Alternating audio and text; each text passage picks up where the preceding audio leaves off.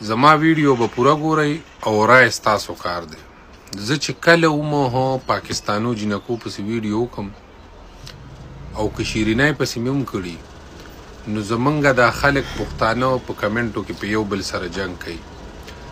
افغانان ما ته کمنټ کوي چې تاسو د خپلې سمې کوي علیشه او پلانی او ډنګلای او یو څه دغسې ورته زمونږ پاکستاني کمنټ کوي چې تاسو پوزیه او شیرینۍ سمه کوي. زه به درته یو خبره وکړم د حقیقت نه به موږ بلکل سترګې نه پټو.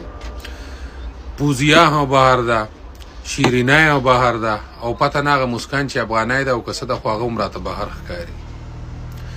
ما په افغانستان کې یو مو داسې ټیک ټاکر ونه لیده چې هغه راشي او په ټیک ټاک باندې کینی او د فحاشۍ خبرې وکړي، د بې حیایۍ خبرې وکړي، د کوین دپاره داسې پنشمنټ یې وکړي چې هغه د پښتو په نوم باندې یو داغي یا په پښتنو باندې یو داغي. خو زمونږ په پاکستان کې او زمونږ پښتنې ښځې رس تر رزه راوځي او ښې ډېرې راوځي. څنګه چې د دې کمنټو ویډیو کومه ده تاسو وګورئ، دغه ښځه ده، دغسې نورې ښځې دي، دا ویډیا پیسې دي، د دې دپاره دی قسمه قسمه پنشمنټ یې کوي. که ته هغه پښتني دي پاکستانی، که هغه پنجابیانې دي، داسې غیر اخلاقي حرکت یې کوي چې سړی به ورته حیران شي. او صرف دا نه، که زمونږ دا جینکای افغانانو سره راځي، که ولی الله سره راځي، هغه نورو سره راځي یا کلیل سره راځي، د ویور دپاره راځي، د کوین دپاره راځي، د پیسو دپاره راځي او که غیر اخلاقي خبرې ورسره کوي،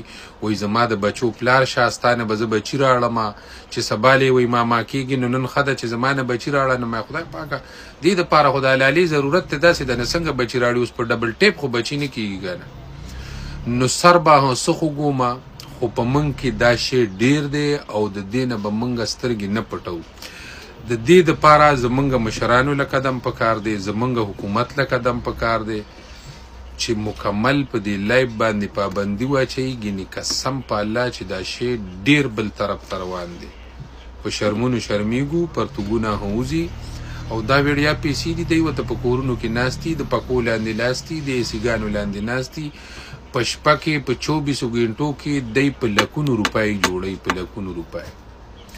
نو د دې نه به موږ سترګې نه پټو. دا شی زموږ په پاکستانو کې ډېر دی، په افغانستان کې کوې تر اوسه به یې دله سنګسار کړی وي. شیرینۍ او پوزیه د ملک نه بار دي. نو که د ملک نه بار په بار ملکونو کې د چا په چا باندې وس نه رسي، په خپل ملک کې وس رسي. زموږ مشرانو له پکار دي چې د دې خلاف پوری اکشن واخلي. نو ستاسو رای هغه په کمنټو کې ماته ووایئ.